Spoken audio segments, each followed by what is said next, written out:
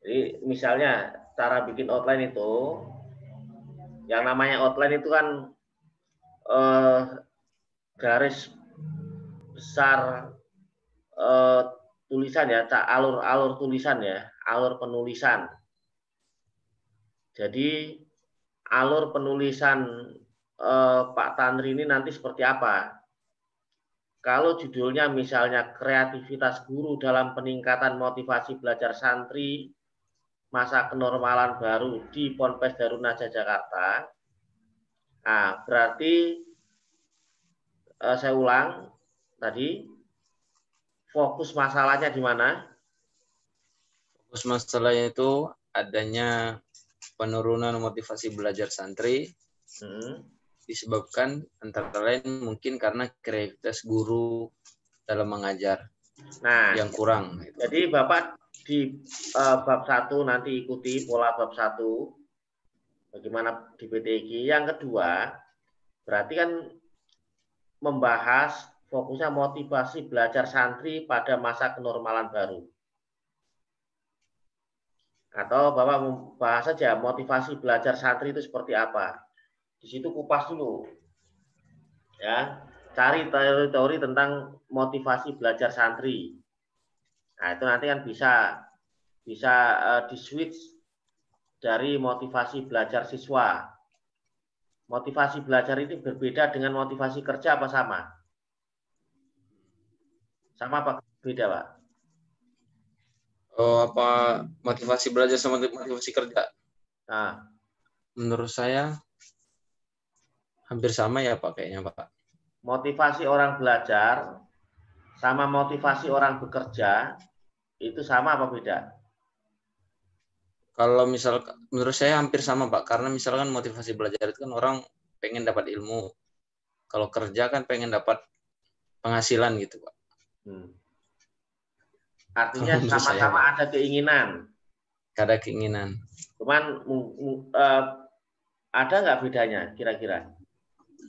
Mungkin kalau mindset orang kerja itu kan lebih kepada uang ya Pak ya. Kalau belajar itu ilmu.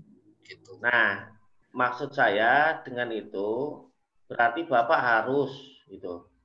harus mencari teorinya itu, teori tentang motivasi belajar, bukan motivasi bekerja. Karena sangat mungkin motivasi belajar dan motivasi bekerja itu berbeda. Nah, motivasi belajar siswa bisa saja berbeda dengan motivasi belajar santri. Ya kan? Ya Pak.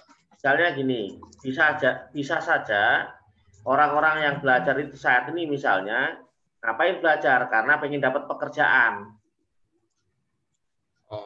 Betul. Dan belajar pengen supaya bisa nanti bekerjanya gampang misalnya.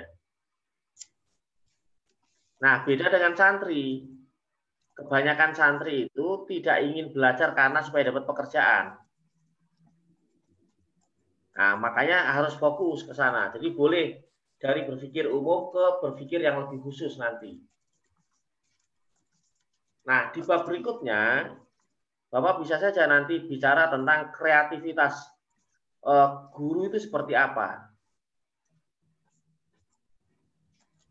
Nah, baru di bab pengertian kreativitas gitu Pak ya. Mungkin bisa saja dimulai dari situ, tapi menurut saya kalau bicara dari pengertian kreativitas, pengertian guru itu terlalu jauh. Langsung aja bicara tentang kreativitas guru. Nanti model-model apa itu kreativitas guru gitu Pak ya. Apa yang membuat guru itu menjadi kreativitas, apa yang menghambat guru itu menjadi kreativitas. Jadi dalam indikatornya gitu Pak ya. Oh iya, pokoknya di dalamnya di sana nanti langsung arahkan kepada kreativitas guru yang mengajar di pesantren. Bisa saja berbeda.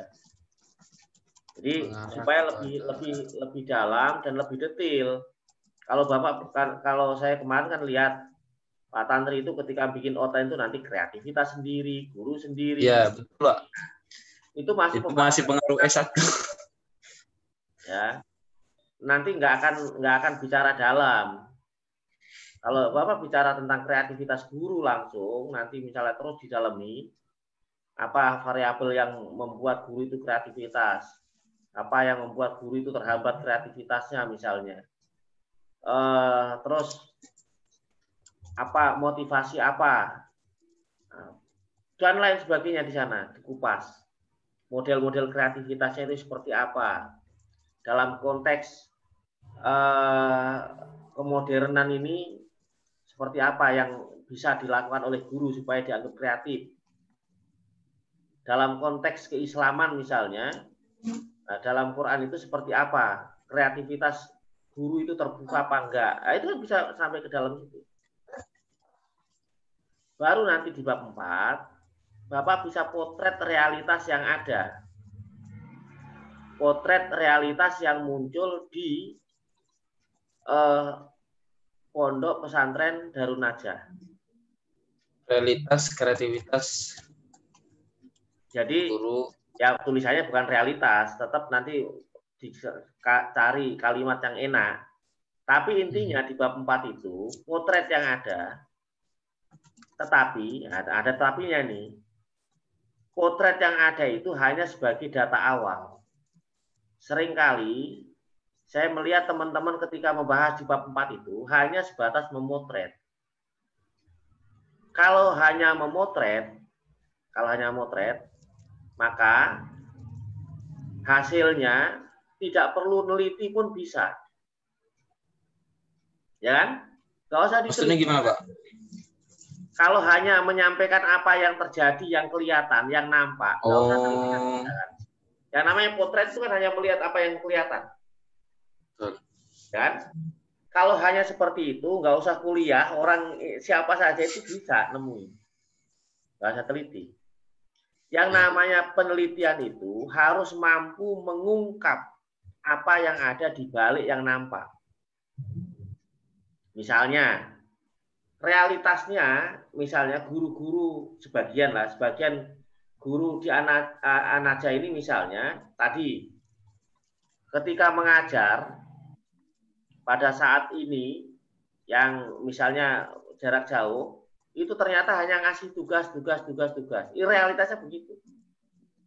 Betul, Pak. Nah, di balik itu tuh ada apa?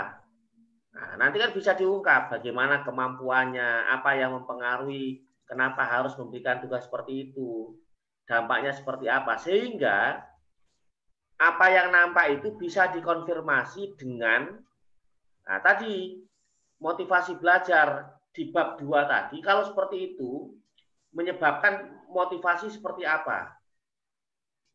Nah, motivasi menurun. Nah, Bapak juga bisa dianalisa dengan apa yang ditulis di bab 3 tentang seharusnya kreativitas guru itu seperti apa. Jadi guru yang dipotret seperti ini, kalau melihat apa yang ada di bab 3 tadi, seharusnya model-model kreativitas tadi, guru ini ada di posisi mana. Nah, sehingga peneliti itu bisa memberikan penilaian, tidak hanya memotret. Nah, oh, guru yang model begini, ini ada di posisi ini. Kalau guru ada di posisi ini, nanti bisa berdampak begini. Secara teori. Sehingga, kalau Pak Tantri menulis, itu tidak disalahkan. Tidak dibenci oleh guru-guru yang ada. Karena apa? Berdasarkan teori ini, kalau guru melakukan begini, nah jadi berdasarkan teori, dimungkinkan munculnya begini. Kebayang nggak? Oke. Jadi mohon maaf Pak nih, takutnya saya salah persepsi lagi Pak. Ya. Jadi kan